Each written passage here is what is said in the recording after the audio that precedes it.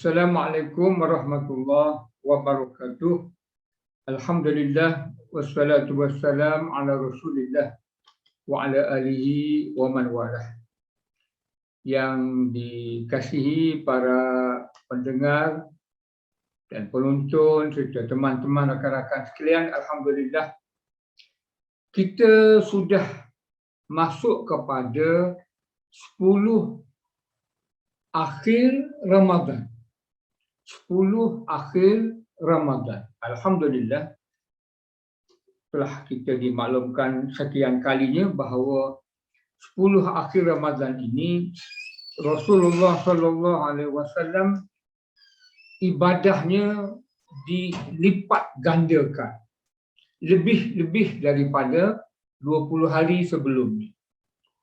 Bila disebut melipat gandakan ibadah, ianya lebih tertumpu kepada ibadah kerohanian, kejiwaan, spiritual, dan mengurangkan ibadah dalam bentuk jasmani ataupun muamalat dan sebagainya. Jadi seolah-olah macam dalam 10 hari itu kita berada dalam suasana berkhalwat. Berkhalwat istilah yang sebenarlah, jangan pula istilah yang semasa ni. Maknanya kita mengasingkan diri seolah-olah begitu dengan masyarakat untuk 10 hari terakhir ini untuk menumpukan kekayaan kita dalam kerohanian sebagai teras pembentukan diri, peribadi, watak, tabiat, dan selepas 10 hari itu, mulai daripada 1 Syawal, kita keluar daripada dunia berkhalwat itu, terus langsung dalam ilmu dunia yang sebenar kehidupan.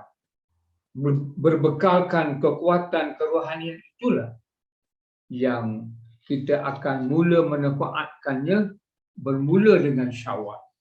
Seterusnya dalam bulan-bulan berikutnya sehinggalah Ramadan yang akan datang.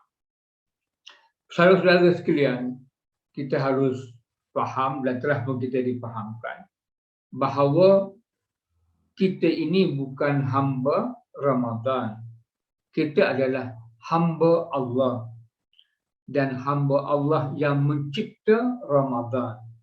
Maka segala amalan dalam Ramadan ini merupakan suatu sekolah, satu madrasah, satu institusi latihan pembentukan watak pribadi ini yang akan kita teruskan langsung ke Syawal. Maknanya amat malang kalau kita tidak mengerti bahawa perintah Allah ini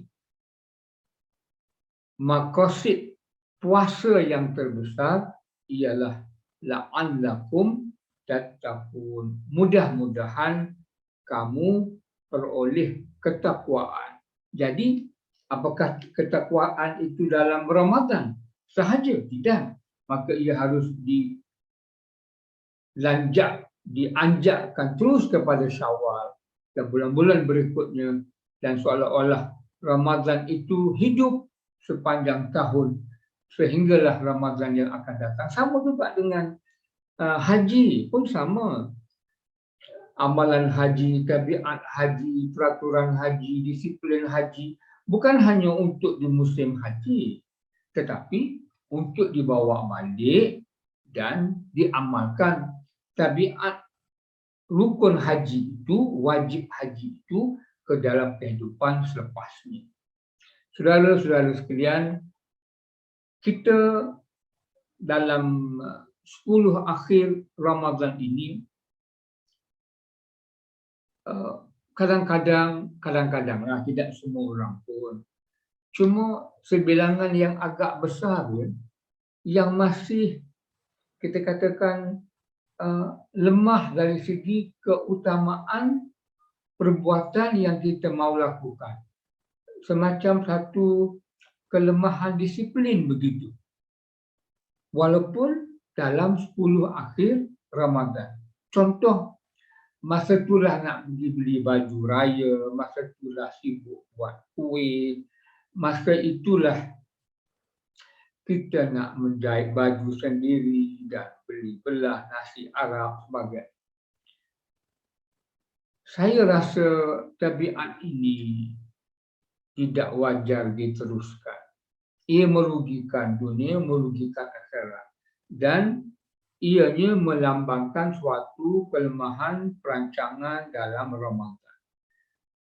Walhal kita harus merancang supaya yang 10 akhir itu kita sudah selesai isu-isu Syawal, isu-isu ke pasar, isu-isu yang menggunakan masa untuk menangguhkan amalan kerohanian kita.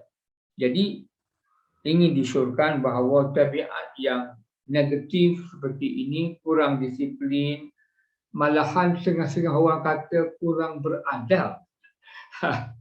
Begitu. Harus ditinggalkan dan 100% fokus kepada amalan ibadah, membentuk diri, membentuk peribadi dalam 10 akhir Ramadan.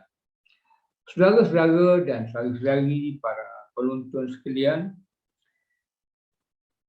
dalam Ramadan, khususnya 10 hari terakhir ini, kita telah dimaklumkan bahawa itulah malam Lailatul Qadar berada di dalam. Namun Rasulullah SAW tidak memberi tahu kepada kita tarikh bilangan puasa yang keberapa malam Lailatul Qadar itu. Malam Al-Quran ditanzilkan, Al-Quran diturunkan. Inilah hikmahnya. Sebab yang mencipta memahami makhluk yang diciptakannya itu. Takdirnya dia tahulah bahawa dengan pasti bahawa malam Lailatul Qadar itu jatuh pada 27 Ramadan, maka dia akan pulun habis-habisan dan malangnya berkemungkinan besar dengan memahami tabiat manusia, fi'il insan itu sendiri, maka dia akan mengabaikan malam-malam lain. Sebab dia congak secara matematik, secara ilmu logik, iaitu Lailatul Qadar ini Allah menegaskan khairum min alfi syahrin, lebih baik daripada 1000 bulan. Jadi kalau dah malam itu lebih baik daripada 1000 bulan, maka buat apa lagi yang dia nak sibuk dengan tarawih, solat sunat sebelum selepas waktu, baca Quran, buat kebajikan, bantu orang dan sebagainya. Itulah PL umum manusia. Jadi di sinilah yang ingin saya sampaikan kepada para hadirin bahawa itulah hikmah yang besarnya untuk kita tidak menebuk-nebuk malam mana yang Lailatul Qadar itu, tetapi kita istiqamah sepanjang Ramadan itu beribadah sesuci hati, sesuci salji untuk kita berdamping dengan Allah Subhanahu wa taala. Jadi yakinlah saudara bahawa pahala bukan pengganti ibadah. Pahala bukan pengganti ibadah. Pahala itu khairum min alfi syahr, itu lebih baik daripada 1000 bulan itu adalah rahmat Allah. Itu adalah rahmat Allah ke atas umat Muhammad. Namun tidak sekali-kali ianya sebagai pengganti kepada ibadah sama ada wajib dan sunat, harus, mubah yang harus terus dilakukan sepanjang Ramadan dan selepas Ramadan. Saya ingin ulangi bahawa pahala jangan dihitung-hitung, jangan dibilang, jangan dikumpulkan sehingga berjuta-juta. Sebab itu akan mengalpakan kita daripada hakikat kebenaran untuk beribadah kepada Pencipta. Akhir sekali, saudara-saudara dan saudara sekalian, puasa seperti juga solat mempunyai implikasi sosial, implikasi pendidikan dan implikasi pembentukan diri dan tabiat seseorang manusia itu. Inilah di antara maqasid puasa. Selain daripada la'allakum tattaqun, maqasid puasa juga ialah suatu implikasi yang besar membentuk minda dan jiwa agar memahami bahawa hidup ini mestilah ada unsur-unsur mendidik, dan Ramadan itu adalah bulan yang mendidik dan juga ada implikasi sosial. Contohnya, seandainya anda seorang ahli pakar ekonomi, maka tentunya puasa seharusnya mampu membina watak pribadi dan minda anda yang mampu merancang ekonomi, mampu membentuk urutan keutamaan dalam sistem ekonomi itu sehingga aspek-aspek kemiskinan, golongan yang miskin menjadi di antara agenda utama negara dan juga mengurangkan pembaziran wang rakyat melalui rasuah, penyalahgunaan, perkhianatan dan sebagainya. Maka sewajarnya puasa akan melahirkan seorang yang demikian,